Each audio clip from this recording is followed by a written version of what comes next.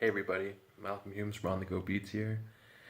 So today was an epic day. Woke up super early and went to go help out Generous with getting a bunch of pots and bags for plants. And then while we were in Panajachel, we decided to go to the Mercado, which is basically the market in Spanish, and we got to find super cheap fruit and super cheap everything else pretty much. We really didn't have enough time to buy things before the last boat home, but tomorrow we're going to go back and restock, and I'm super excited because the food there is so ridiculously cheap. I can't even believe it. When I was here last, the food was also really cheap because I was eating street food often, but when you buy it in the market, it's like 10 times cheaper, which is actually ridiculous if you think about it. You know, today we bought like 7 fruits and it probably cost us like $1, you know? Pretty ridiculous. Anyways, apart from that, I was just expecting to have like a regular night. We got home, we were supposed to go to across from the tea shop, there's a place called the Bamboo Hotel, and they serve vegan meals, so I was hoping to go there. But then, just so happens that one of Generous's friends, Neil, ran into us. I actually met Neil last time when I was in Guatemala, but he didn't recognize me right away. And that was kind of funny, but we met a bunch of his other friends, Oliver, I'm good with names, let's see, Oliver, Julia, Brock, Joel, okay, those are all of them. And, oh no wait, there was another girl, Rosario, that's why I forgot, it's hard to remember Spanish names.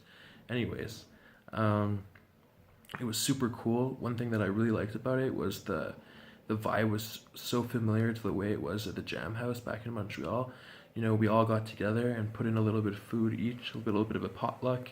We made like lentils and a delicious vegan meal, and we were sharing laughs, and we started singing songs and playing guitar, and I beatboxed for them, and they had a really good time.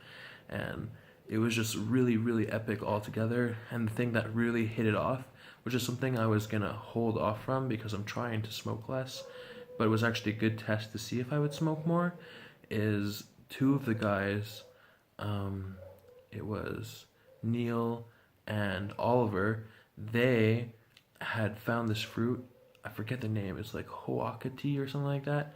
I'm probably totally like destroying the word, you know, like I'm not saying it right at all, but maybe one day if I ever make an update to this video, I can like tell you what the actual fruit is. But it's basically this fruit that they took all the juice from and they fermented it with ginger to be the active ingredient to start the fermentation.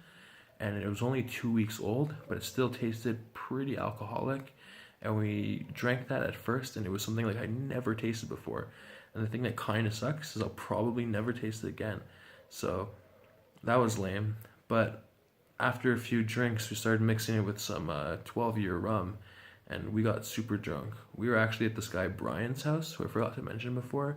He's like this 60-year-old man who lives like right next door to Generous, and he was so wasted and being so funny and dancing and like just being the life of the party. It was amazing to just be around him. Like, he's honestly one of my favorite characters here.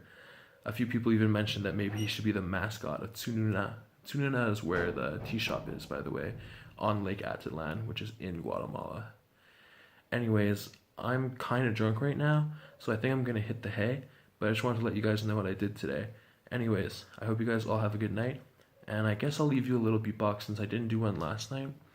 Let's see what I could do.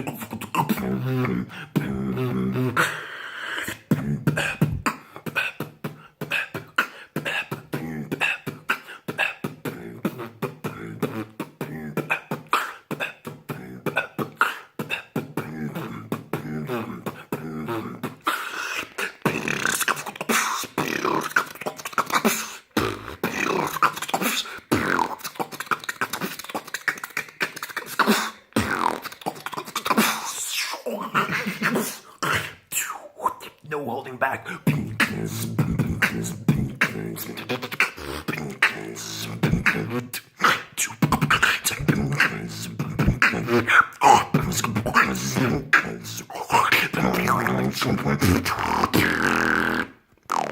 Anyways, yeah, don't want to make this video too long, but I don't know, I really felt in the groove tonight, you know, like I went and I beatboxed for those guys and it got me so pumped, and like I guess they really appreciated it and like voiced it to me, and it made me feel like I could really not that I was ever self-conscious about beatboxing, but I guess it's just nice to have someone stroke your ego every once in a while. Anyways, have a good night, guys. Bye.